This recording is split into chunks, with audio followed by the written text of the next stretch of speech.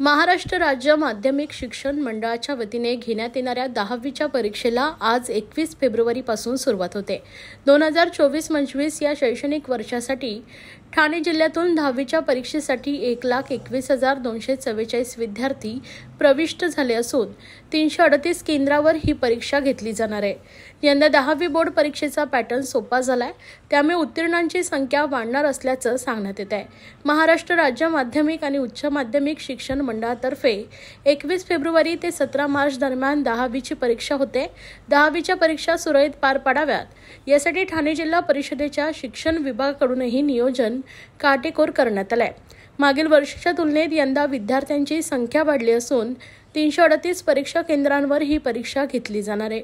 ग्रामीण भागात 60 आणि महापालिका क्षेत्रात 278 परीक्षा केंद्र निश्चित करण्यात आले आहेत, तर परीक्षा कामकाज 20 परीक्षक केंद्रामार्फत होणार आहे।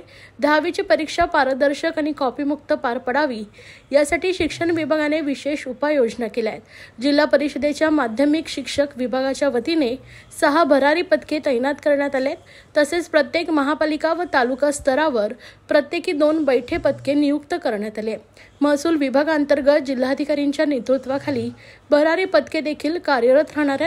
याशिवाय परीक्षा केंद्राची तपासणी करण्यासाठी जिल्हा स्तरावरील विविध खात्यांचे अधिकारी भेट देतील, अशी माहिती माध्यमिक शिक्षण अधिकारी ललिता दहितुले यांनी दिली।